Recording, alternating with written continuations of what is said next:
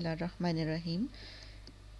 आज का लेक्चर है the binding energy of ionic crystals और इस सिलसिले में हम मेडलंग कांस्टेंट भी कैलकुलेट करेंगे। The calculation of binding energy of crystal is one of the major problems of theory of solids and requires knowledge of constituting particles. These calculations are relatively simple for ionic crystals and are described below for the case of NaCl crystal. Binding energy crystals की हम NaCl crystal के लिए calculate करेंगे क्योंकि ये सबसे simplest case है. The binding energy of ionic crystal was first calculated by Born and Madelung in 1910 and was later modified by Born and Mayer. सबसे पहले ये अटेम्प्ट जो की थी इसकी कैलकुलेशन की बाइंडिंग एनर्जी की, वो बॉर्न और मेडलंग ने की थी 1910 में. The theory developed by Born and Medling is based on the assumption that ionic crystals are built up of positive and negative ions, each having a spherically symmetric charge distribution, as in rare gas atoms. उनकी जो basic assumption ये थी कि जिस तरह rare gas atoms में charge distribution जो है वो सिमेट्रिक होती है, स्फेरिकली सिमेट्रिक होती है. तो जब एक एटम लूज़ करके कोई इलेक्ट्रॉन लूज़ करके आयन बन जाता है तो उसकी कॉन्फ़िगरेशन रेयर गैस एटम जैसी हो जाती है. तो उनकी बेसिक अजम्पशन यही थी कि एटम्स जो हैं वो स्फेरिकली, उनमें चार्ज डिस्ट्रीब्यूशन जो है वो स्फेरिकली सिमेट्रिक है around the nucleus. Thus, the force between any two ions depends only on the distance between the ions and it is independent of the direction of approach. तो चूँकि वो symmetric है, हर जिस तरफ से भी आप अप्रोच करेंगे न्यूक्लियस को तो चार्ज जो है वो स्फेरिकली सिमेट्रिक है. इसलिए जो मेजर जो पैरामीटर जिस पे फोर्स डिपेंड कर रही है वो है distance between the two ions. The force between the ions is assume to be mainly electrostatic और दोनों आयंस के दरमियान जो फोर्स है वो इलेक्ट्रोस्टैटिक नेचर की है. This main contribution to the binding energy arises from electrostatic interaction. तो दो आयंस के दरमियान जो बाइंडिंग एनर्जी है वो एक्चुअली इलेक्ट्रोस्टैटिक इंटरेक्शन है, यानी कि कूलम इंटरेक्शन जिसको आप कहते हैं, and it is called Madelung energy. और जितनी भी वो एनर्जी है उस इंटरेक्शन की वजह से उन दोनों आयंस के दरमियान, उसे आप मेडलंग एनर्जी का नाम देते हैं. The ions tend to acquire such an arrangement in crystal structure which results in maximum attractive interaction amongst themselves. और इसके अलावा ये कि उन्होंने ये भी सपोज किया कि आयंस जो हैं वो उस पोजीशन में, उस अरेंजमेंट में एक दूसरे के साथ ऐसी पोजीशंस पे लोकेट करेंगे जिस पोजीशन पे उनके दरमियान मैक्सिमम पॉसिबल इंटरेक्शन हो. There exist two types of interactions in ionic crystals. One is long-range Coulomb's electrostatic interaction, and which may be attractive or repulsive in nature, and the other is short-range repulsive interaction, which comes into play when the inter-ionic distance becomes so small that the electron clouds of ions start overlapping. यानी इसमें अब देखें ना, दो तरह की interaction है. एक तो ये कि एक आयन पॉजिटिव है, दूसरा आयन जो है वो नेगेटिव है, तो उनके दरमियान जो कौन सी इंटरेक्शन होगी, अट्रैक्टिव इंटरेक्शन होगी. और ये जो अट्रैक्टिव इंटरेक्शन है ये अट्रैक्टिव भी हो सकती है और रिपल्सिव भी होगी. रिपल्सिव किस सेंस में होगी कि इलेक्ट्रॉन क्लाउड्स जब एक दूसरे को रिपेल करते हैं या न्यूक्लियाई दोनों के न्यूक्लियाई एक दूसरे को रिपेल करते हैं, तो ये रिपल्सिव इंटरेक्शन भी हो सकती है. अट्रैक्टिव भी, मतलब ऑपोजिट चार्जेस की वजह से या सेम चार्जेस की वजह से लॉन्ग रेंज जो इंटरेक्शन होगी वो कूलम्स इलेक्ट्रोस्टैटिक फोर्स है उनके दरमियान. और इसके अलावा अगर जब वो आयंस बहुत ही करीब आ जाते हैं तो उनके दरमियान एक रिपल्सिव इंटरेक्शन भी शुरू हो जाती है और वो शॉर्ट रेंज पे होती है. यानी जब वो आयंस दूर हैं तो वो रिपल्सिव इंटरेक्शन नहीं है, लेकिन जब वो आयंस दोनों बहुत करीब आ जाते हैं तो वो रिपल्सिव इंटरेक्शन उनके दरमियान पैदा हो जाती है और वो उस आयन चार्ज क्लाउड, इलेक्ट्रॉन के क्लाउड्स की वजह से पैदा होती है. जैसे एक आयन का जो कि इलेक्ट्रॉन्स दूसरे आयन के इलेक्ट्रॉन्स को रिपेल करते हैं, लेकिन उस वक्त रिपेल करेंगे जब वो दोनों आयंस बहुत करीब आ जाएंगे. The Coulomb's electrostatic interaction energy between two ions. अब हम सबसे दो तरह की इंटरेक्शन है, दोनों की तरह की इंटरेक्शन के लिए हम एनर्जी जो है वो रखेंगे। The Coulomb's electrostatic interaction energy between two ions with charges plus minus Q is given by. अब दो अगर टू चार्जेस हैं और उन टू चार्जेस की वजह से कि एक दूसरे टू चार्जेस की वजह से जो उनके दरमियान फोर्स है वो प्रोपोर्शनल होगी क्यू स्क्वायर ओवर आर के। चार्जेस जो हैं वो अगर दोनों ही पॉजिटिव हैं तो ये इंटरेक्शन जो है वो रिपल्सिव होगी। दोनों चार्जेस नेगेटिव हैं तो भी ये इंटरेक्शन जो है वो रिपल्सिव होगी। लेकिन अगर एक चार्ज पॉजिटिव है और एक चार्ज नेगेटिव है तो फिर ये रिपल्शन जो है ये इंटरेक्शन अट्रैक्टिव होगी। where positive sign stands for electrostatic repulsive energy। अगर इस फोर्स का, इस इंटरेक्शन का या इस एनर्जी का साइन जो है वो पॉजिटिव होगा तो इट मीन्स के रिपल्सिव एनर्जी है, that is energy of ions with like charges, and negative sign stands for attractive energy। और अगर नेगेटिव साइन होगा इस एनर्जी के साथ तो इट मीन्स कि ये अट्रैक्टिव एनर्जी है। बस आप ये याद रखें, अगर साइन पॉजिटिव होगा एनर्जी का तो वो रिपल्सिव एनर्जी है और अगर साइन नेगेटिव होगा तो वो अट्रैक्टिव एनर्जी है। अब आ जाते हैं शॉर्ट रेंज रिपल्सिव एनर्जी की तरफ। उसके लिए उसको हम इस तरह से डिनोट कर सकते हैं, beta over r raised to power n. ये वो शॉर्ट रेंज रिपल्सिव एनर्जी के लिए है।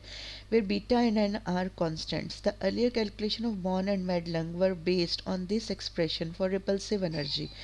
बॉर्न और मेडलंग ने जब अर्लियर कैलकुलेशन की शुरू में तो ये बीटा ओवर आर एन उन्होंने रिपल्सिव एनर्जी के लिए रखा जो रिपल्सिव इंटरेक्शन थी।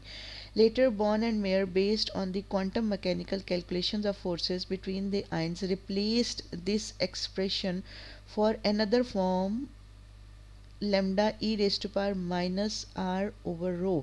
और फिर उन्होंने ये रिपल्सिव जो इलेक्ट्रॉन क्लाउड्स के दरमियान जो रिपल्सिव इंटरेक्शन थी उसके लिए जो फॉर्म ले ली वो थी lambda e raised to power minus are over rho, यानी beta over r raised to power n की बजाय उन्होंने ले लिया lambda e raised to power minus r over rho, where lambda represent the strength and rho the range of repulsive interaction।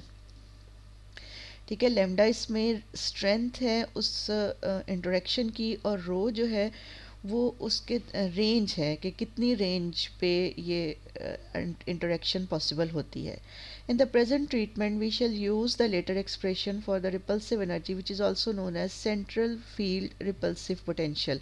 यानी हम यहाँ पे इस ट्रीटमेंट में हम बीटा और आर एन की बजाय हम लैम्डा ई रेज़्ड पर माइनस आर ओवर रो ये एक्सप्रेशन यूज़ करेंगे और इसको हम सेंट्रल फील्ड रिपल्सिव पोटेंशियल भी कहते हैं। Since each ion in an ionic crystal is surrounded by a large number of ions of similar or opposite type, the total interaction energy or cohesive energy of an ith ion is given by। अब आयनिक crystal में अगर हम एक crystal पे focus करें तो एक crystal जो है वो उसके इर्द गिर्द बहुत से दूसरे एक क्रिस्टल में एक आयन जो है उस आयन के इर्द गिर्द बहुत से दूसरे आयन मौजूद हैं जो सिमिलर भी हो सकते हैं और अपोजिट टाइप के भी हो सकते हैं। तो एक आयन अपने इर्द गिर्द वाले तमाम आयन्स के साथ इंटरेक्ट करेगा। अगर उसके उसका नेक्स्ट नेबर अगर सिमिलर आयन है तो वो उन दोनों के दरमियान रिपल्शन होगी, जबकि अगर जो नियरेस्ट नेबर है वो अपोजिट टाइप का होगा तो उनके दरमियान अट्रैक्शन होगी। बहरहाल इंटरेक्शन दोनों के दरमियान होगी।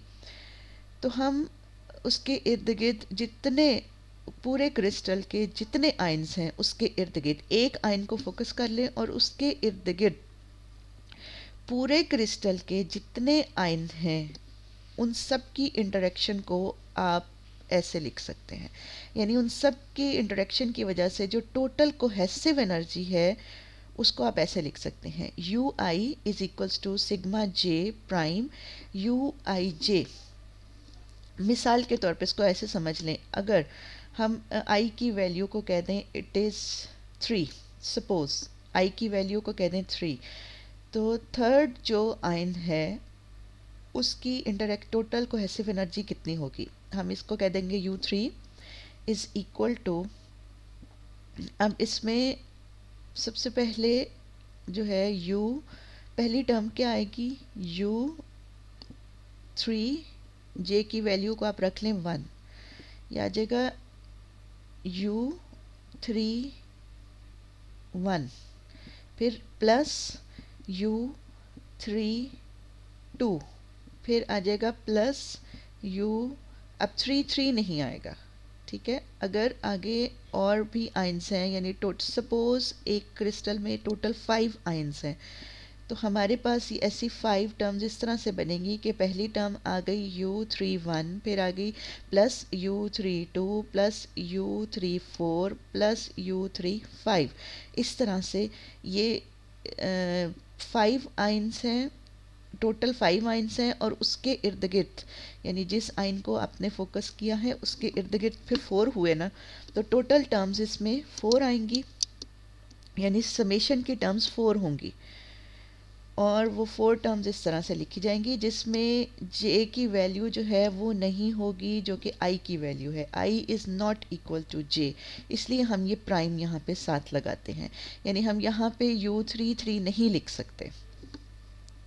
where Uij is the interaction energy between ith and jth ions and may be written as, अब इसको डिटेल में अगर हम लिखना चाहें तो हम ऐसे भी लिख सकते हैं, ये जो Uij है, ये वाला Uij, ये Uij कोई से दो आयन के दरमियान की एनर्जी है, कोई से दो आयन के दरमियान की energy.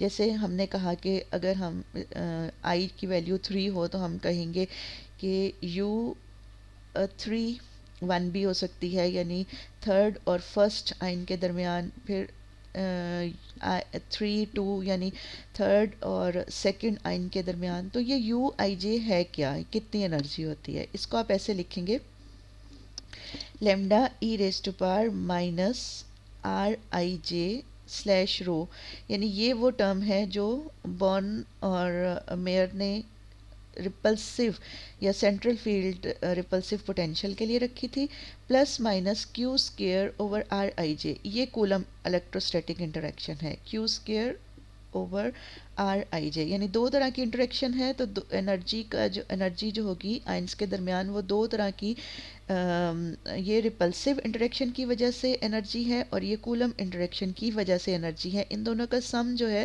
That is equals to Uij, जिसमें RIJ जो है, RIJ वही है, अगर Uij जो I की वैल्यू यहाँ पे होगी और J की होगी वही RIJ की होगी, यानी RIJ is the distance between ith ion and jth ion, ये दोनों में RIJ आ रहे हैं।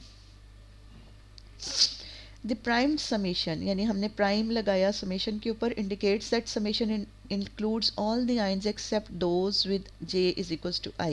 जैसे मैंने आपको पहले बताया कि प्राइम का मतलब क्या होता है कि I और J इक्वल नहीं होंगे समेशन की टर्म्स में। This is because the interaction energy of an ith ion with itself carries no meaning. The constant rho and lambda can be empirically determined from the observed values of lattice constant and compressibility.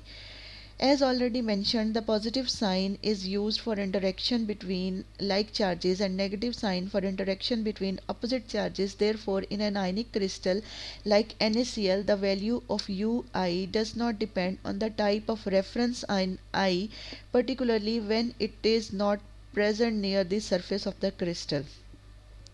The surface effects are ignored here. If the crystal contains n molecules, अब हमने simplest case लेंगे NaCl का और हम कहेंगे कि उसमें total n molecules हैं। n मॉलिक्यूल्स का मतलब क्या हुआ, n positive ion n negative ions, the total lattice energy और total binding energy of the lattice becomes, तो फिर आपकी पूरे लैटिस की जिसमें कितने मॉलिक्यूल्स हैं, n मॉलिक्यूल्स हैं, n मॉलिक्यूल्स में n ही पॉजिटिव आयंस हैं और n ही नेगेटिव आयंस हैं, यानी आप एक तरह से कह सकते हैं कि उस पूरे लैटिस में टोटल आयंस की जो तादाद है वो 2n है, लेकिन टोटल मॉलिक्यूल्स की तादाद n है। तो पूरे लैटिस की, इसको लैटिस की टोटल एनर्जी को लैटिस की कोहेसिव एनर्जी को आप ये इस फॉर्म में लिखते हैं, u total is equals to n u i. इसमें यू आई क्या है, हमने पिछले में देखा, यू आई इसमें क्या है, सिग्मा जे प्राइम यू आई जे, ठीक है। तो और u टोटल क्या है, n u i। Here we have used n rather than 2n because each pair of ij interaction must be considered only once while determining the total binding energy. For convenience, we introduce a dimensionless quantity pij। अब यहाँ पे हम 2n use नहीं करेंगे क्योंकि हर pair जो है, जैसे आप कह सकते हैं कि जो इंटरेक्शन आइन नंबर 1 और आइन नंबर 2 में अगर i की वैल्यू 1 है और j की वैल्यू 2 है, 1 2 टर्म जो है वो एक दफ़ा समेशन में आ गई, ठीक है। अब जो टर्म होगी 2 1 यानी i की वैल्यू 2 और j की वैल्यू 1, ये भी वही टर्म है, यानी यू आई जे इक्वल है यू जे आई के, u1 2 बराबर है u2 1 के। यानी मतलब क्या है कि इंटरेक्शन पहले और दूसरे आयन के दरमियान उतनी ही है जितने दूसरे और पहले के दरमियान इंटरेक्शन है। तो फिर उसको अगर आपके पास टोटल आयन्स 2n है तो टर्म्स कितनी हो जाएंगी, n हो जाएंगी, क्योंकि 2n आयन्स में हाफ टर्म्स जो हैं वो रिपीट होंगी। तो इसलिए आपके पास टोटल नंबर ऑफ टर्म्स जो हैं वो n ही होंगी। तो इसलिए हम यहाँ पे 2n की बजाय n लिखते हैं, ठीक। दूसरी बात ये है कि यहाँ पे अब हम एक डायमेंशनलेस क्वांटिटी इंट्रोड्यूस कर रहे हैं जिसका नाम है पी आई जे, और आर आई जे को इस शक्ल में लिखेंगे, R I J is equals to P I J multiply by R, where capital R is nearest neighbour separation, जो बिल्कुल साथ वाला एटम है उसके दरमियान और किसी आयन के दरमियान जो डिस्टेंस है वो कैपिटल आर है।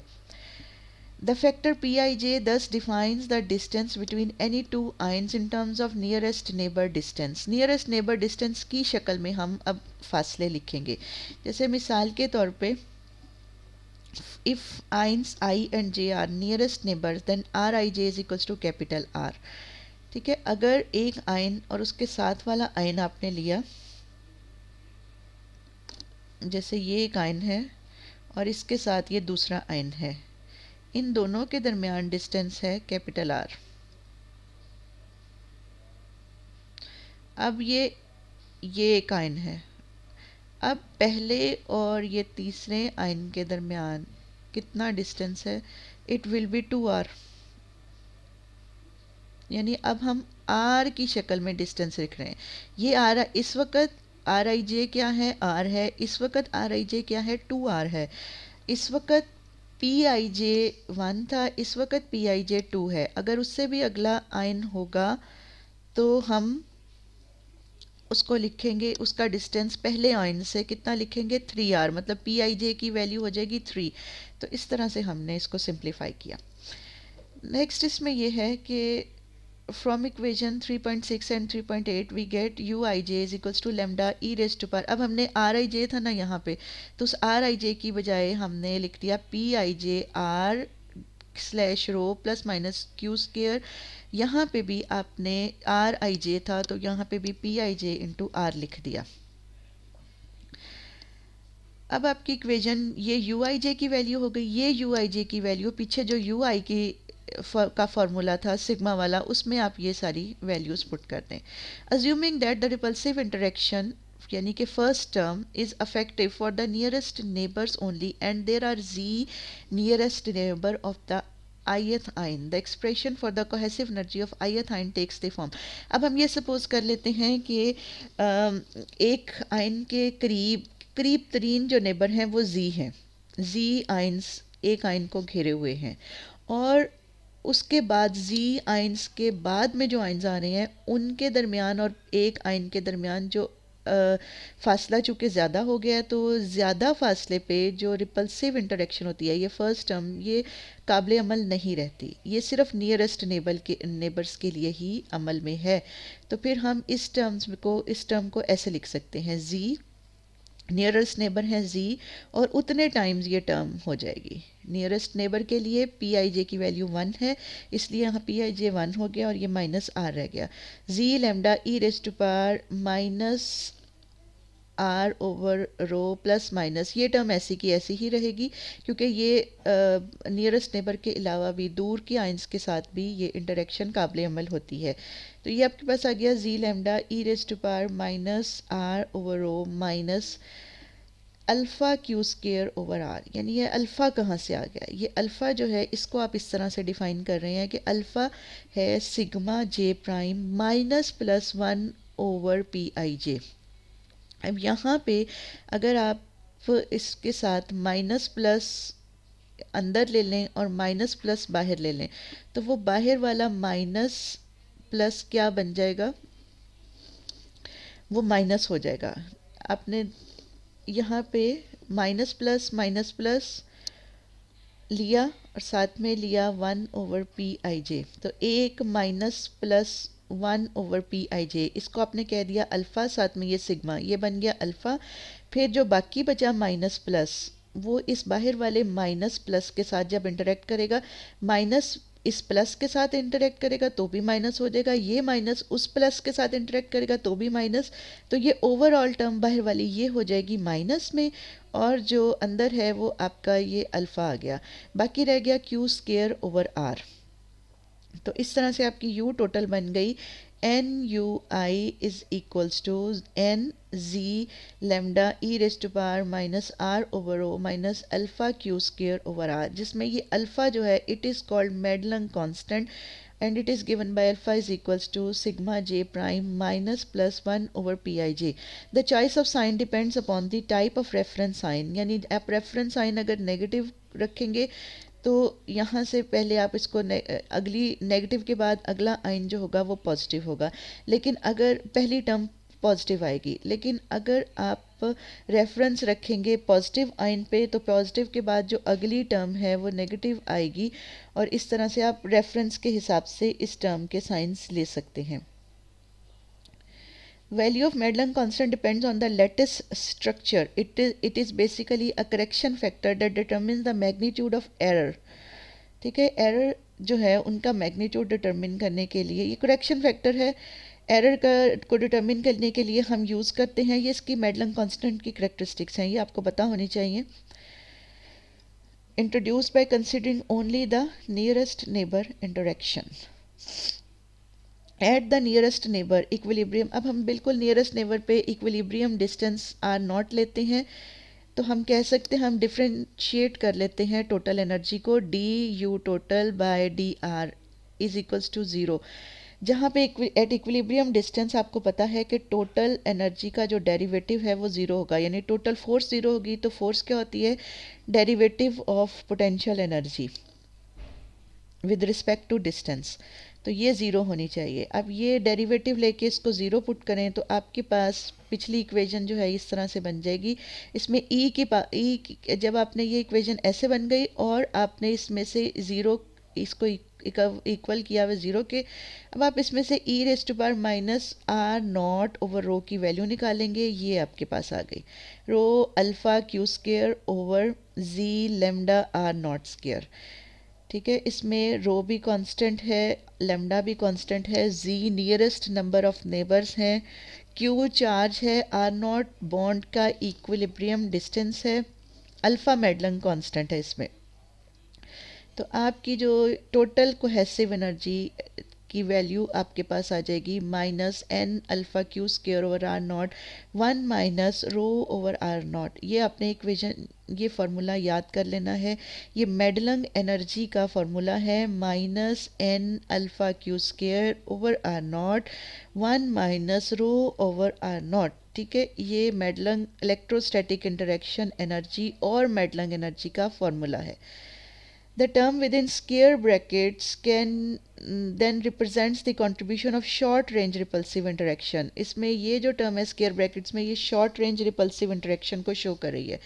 The similar expression for cohesive energy of ith ion, अगर हम एक ith ion के लिए ये लिखना चाहें तो ये जो टर्म है रिपल्सिव में, ये पीछे जो आपने यू आई लिखा था उसमें आप पुट कर दें, यानी U total divided by N कर दें, तो बाकी एक आयन के लिए ये बन जाएगी minus alpha Q square over R not 1 minus rho over alpha not, यानी इसमें से एन चला जाएगा। आपने इस एक्सप्रेशन को एन से डिवाइड कर दिया तो यू टोटल बाय एन, यानी टोटल एनर्जी पर आयन या एक आयन की टोटल कोहेसिव एनर्जी दूसरे आयन्स के साथ, वो इस तरह से ये फार्मूला बन जाएगा.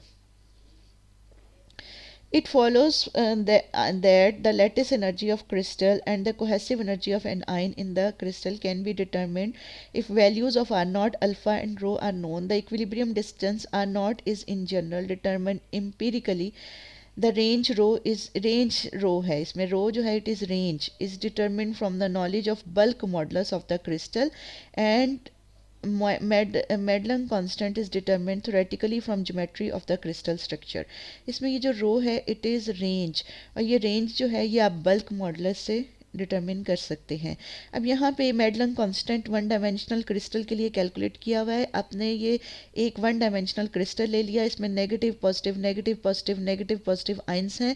रेफरेंस आपने रख लिया नेगेटिव को. यहाँ पे आपने समझा कि ये रेफरेंस आयन है, तो रेफरेंस के बाद पहला आयन पॉजिटिव है. मेडलंग कांस्टेंट में पहली टर्म पॉजिटिव होगी, अगला आयन इसके इस तरफ नेगेटिव है तो अगली टर्म नेगेटिव होगी समेशन में. तो मेडलंग कांस्टेंट आपका क्या है, alpha is equal to sigma j prime minus plus 1 over p I j. तो आपके पास अगर आपने ये रेफरेंस आयन रखा इसके नेक्स्ट वाला क्या है, पी आई जे की वैल्यू 1 है ना, तो आप और पॉजिटिव 1 होगी. यहाँ से यहाँ तक पी आई जे की वैल्यू होगी पॉजिटिव 1, तो आपकी टर्म आ जाएगी 1/1 यानी कि 1. उसके बाद अगली टर्म है, यहाँ तक पी आई जे की वैल्यू होगी 2, तो ये वाली टर्म इसके लिए पी आई जे 1 ओवर पी आई जे होगा 1/2, लेकिन जो ये नेगेटिव आयन है इसलिए ये टर्म माइनस में होगी. इस तरह ये तीसरे के लिए होगी +1/3. रेफरेंस आयन के एक तरफ जितने आयन्स हैं इसी तरह दूसरी तरफ भी उतने ही आयन्स हैं. तो इसका मतलब ये सारी टर्म्स का जो समेशन है it will be multiplied by 2 से ये मल्टीप्लाई हो जाएगा. अब आप देख सकते हैं कि ये जो अंदर एक्सप्रेशन है ये वाली, ये जो टर्म है 1 माइनस 1/2 प्लस 1/3 माइनस 1/4, अगर आपके पास एक्सप्रेशन हो log 1 प्लस x और आप इसको खोलें आइलर इक्वेशन के अकॉर्डिंग, आप इसकी एक्सपेंशन करें तो ये क्या बन जाएगा, आपने इसमें इसकी वैल्यू होती है x minus x square by 2 plus x square by x cube by 3 minus x4/4. आप इसमें x की वैल्यू 1 रख दें तो ये बन जाएगा log 2, और यहाँ पे क्या आ जाएगा, x की वैल्यू 1 रखी, पहली टर्म आ गई 1, दूसरी आ गई -1/2, तीसरी आ गई +1/3, और ये वैसा ही है जैसे कि ये ऊपर ब्रैकेट में इक्वेशन है. इसका मतलब हुआ कि ये सारी को आप लिख सकते हैं log of 2. तो आपके ऊपर एक्सप्रेशन अल्फ़ा की क्या बन गई, 2 log 2 that is equals to 1.38. यानी आपने अगर 1 डायमेंशनल क्रिस्टल है, आयनिक क्रिस्टल है, तो उसके लिए अल्फ़ा की वैल्यू यानी मेडलंग कांस्टेंट की वैल्यू क्या आई है 1.38, जिसको आप 2 log 2 भी कह सकते हैं. अब आगे आ गया जी आयनिक क्रिस्टल के लिए, या वैसे बल्क मॉडुलस किसको कहते हैं. बल्क मॉडुलस आप कहते हैं is the measure of how resistant to compression that substance is.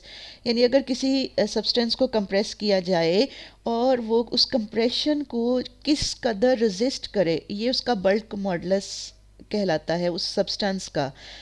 तो बल्क मॉडुलस को आप के से भी जाहिर करते हैं, बी से भी जाहिर करते हैं, दोनों से जाहिर कर सकते हैं. इसको अगर आप डिफ़ाइन करें तो के इज़ इक्वल्स टू यानी bulk modulus equals to -v/dp/dv. p इसमें प्रेशर है, v इस जो है initial volume of the substance है, dp/dv denotes the derivative of pressure with respect to volume. अगर आप यूनिट मास कंसिडर करेंगे तो आप इसको ऐसे लिख सकते हैं रो dp/d रो. अब इसमें रो क्या है, इसमें रो जो है वो इनिशियल डेंसिटी, और dp/d rho denotes the derivative of pressure with respect to density. The inverse of bulk modulus gives the substance compressibility.